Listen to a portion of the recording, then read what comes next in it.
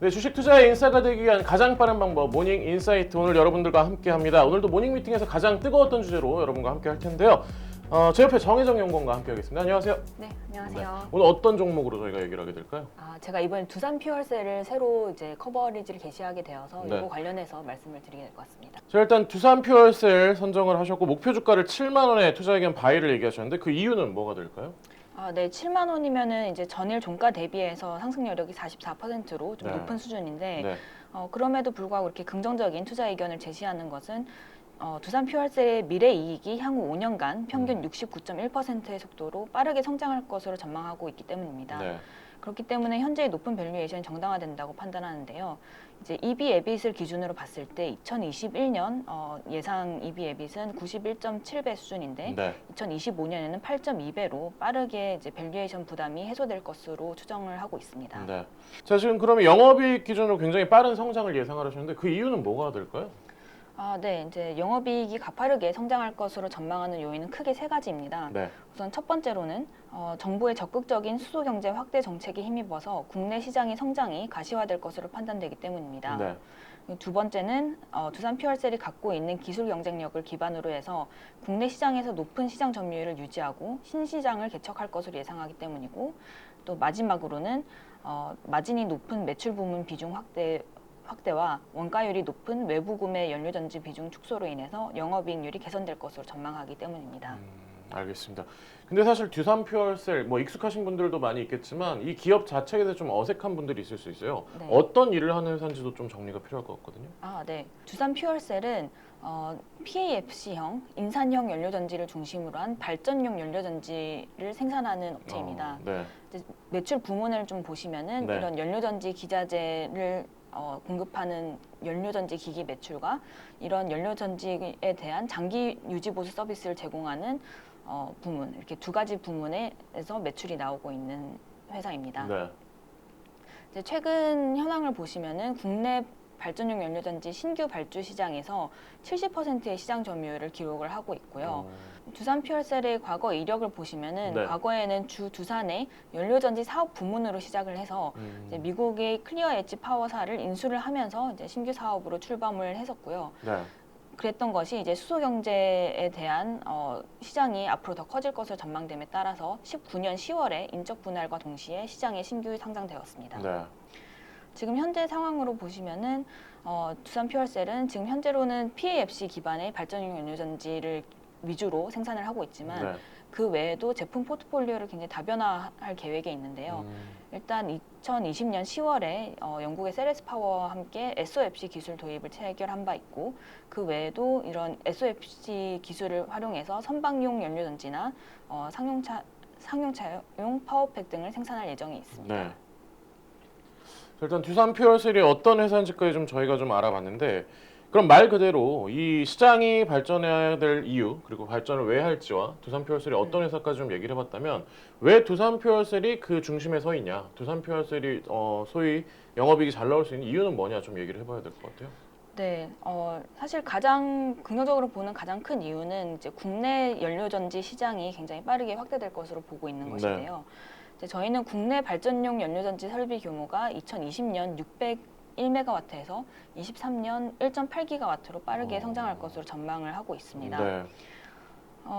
이렇게 국내에서 발전용 연료전지 규모가 커지는 것은 정부가 적극적으로 수소 경제 관련 확대 관련 정책을 내놓고 있기 때문인데요. 네. 우선 19년에는 수소 경제 활성화 로드맵을 통해서 2040년까지 국내의 발전용 연료전지 설비 규모를 8기가와트까지 확대시킬 것이라고 목표를 설정한 바 있고요. 네. 거기에 이어서 2020년에는 수소경제위원회를 통해서 2020년부터 수소발전 의무화 제도 HPS를 도입할 예정이라고 발표를 한 바 있습니다. 네. 이 HPS 제도는 수소 발전 의무화 제도라고 하는데 지금 현재의 신재생 발전 의무화 제도 RPS와 마찬가지로 주요 발전 사업자들이 의무적으로 일정 비율 이상의 발전량을 수소 연료전지를 통해서 조달하도록 하는 그런 정책입니다. 네. 저희는 2022년 1%의 HPS 비율이 의무 비율이 설정이 된다면 네. 350메가와트 규모의 신규 수요가 나올 것으로 추정을 하고 있는데요. 이제 보시면은 2019년에서 20년으로 가면서 순증한 발전용 연료전지 설비의 배 이상이 되는 규모입니다. 하지만 아직 구체적인 HPS의 내용이 제시된 건 아니기 때문에 네. 본격적인 관련 발주는 21년 하반기부터 나타날 것으로 전망을 하고 있습니다. 알겠습니다. 자, 근데 사실 우리가 수소 연료전지 굉장히 유망하다고는 많이 알고 있지만 써보지 않아서 와닿지 않는 부분도 있어요. 그러면 네. 이 수소 연료전지 시장에서 우리나라 위치 어느 정도 될까요? 네. 이제 사실 수소 연료전지라고 하면은 굉장히 이제 범위가 방대하기 때문에 네. 한마디로 말씀드리긴 어렵지만 이걸 발전용 연료전지 시장을 국한을 시킨다면 네네. 사실 우리나라가 글로벌 시장에서 갖는 위치는 굉장히 높다고 볼 수 있습니다. 그래요? 2020년 말 기준으로 봤을 때 네. 누적 발전용 수소 연료전지는 한국이 이제 600메가와트로 가장 많은 수준을 기록을 했고요. 미국과 일본 같은 경우는 2위, 3위 국가인데 네. 482메가와트, 313메가와트로 이제 한국이 훨씬 더 많은 수준을 기록했다는 걸 보실 수 있습니다. 일본이 글로벌 3위인데 3위인 나라보다도 2배 가까이 높은 수준이네요. 네, 그렇습니다. 이 상태로 보면 미국을 제외하고는 거의 전 세계에서 압도적인 수치를 기록했다라고 좀 네.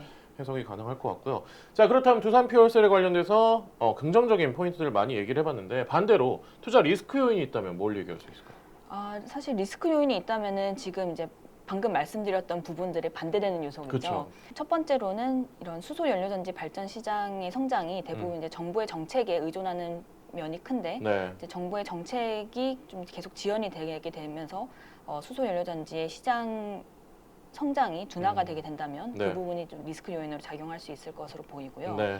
그리고 두 번째로 이제 신규 경쟁자 진입에 따른 두산 퓨얼셀의 시장 점유율 하락 가능성입니다. 지금 현재 이제 국내에서 발전용 연료전지 시스템을 공급하는 주 생산자는 네. 두산 퓨얼셀과 블룸 SK 퓨얼셀 이렇게 두 군데인데요. 지금 블룸 SK 퓨얼셀 같은 경우는 작년부터 이제 본격적으로 국내 시장에 진출을 하고 있고 네. 그 외에도 지금 이제 국내 유수의 대기업들이 수소 경제 밸류 체인에 진입을 하고 있는 상황이기 때문에 네. 이런 신규 업체가 이제 국내 시장에 계속 진출을 하게 되는 경우 두산 퓨얼셀의 이제 시장 점유율이 조금 더 빨리 하락할 수 있는 가능성이 있는데 이런 부분도 리스크 요인이 될 것으로 보입니다. 네. 근데 제가 그냥 상식적으로 생각할 때는 이게 굉장히 기술이 많이 필요한 사업인 것 같아서 신규 유입 장벽이 굉장히 높을 것 같은데 또 그렇지는 않는 건가요? 이미 이제 해외에서 생산을 하고 있는 업체들이 있기 때문에 블룸 SK 퓨얼셀 같은 경우도 이제 미국의 연료전지 생산 업체인 블룸 에너지가 네. SK와 JB를 통해서 이제 한국 시장에 진출을 하려고 하고 있는 것이거든요. 네. 그렇기 때문에 일단 그런 이미 해외의 업체들이 생산을 하고 있기 때문에 그런 부분이 여전히 가능성으로 남아 있다고 볼 수 있을 것 같습니다. 알겠습니다. 정부 정책으로 사실은 수소 연료 전지 시장이나 이쪽이 발전을 하는 거기 때문에 반대로 정부 정책이 지연되면 늦어질 수 있다는 리스크와 신규 경쟁자 유입이 리스크 요인으로 좀 꼽히지 않았나 싶은데요. 자, 끝으로 그럼 두산 퓨얼셀에 대해서 좀 한마디로 정리가 좀 필요할 것 같아요. 이 리포트 제목은 멋있습니다. 준비는 끝났다. 이제는 도약할 때인데 한마디로 좀 정리를 하자면 어떻게 얘기할 수 있을까요?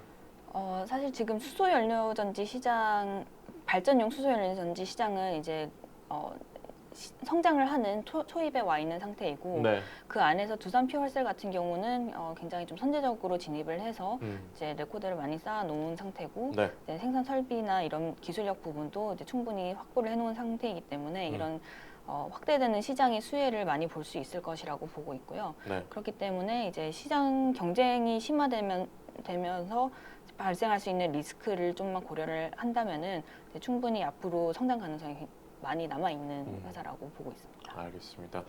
자, 두산 퓨얼셀에 대해서 오늘 모닝 인사이트에서 다뤄봤습니다. 자세히 보기를 누르시면 더 자세한 리포트를 직접 보실 수 있으니까 참고하실 수 있을 것 같고요.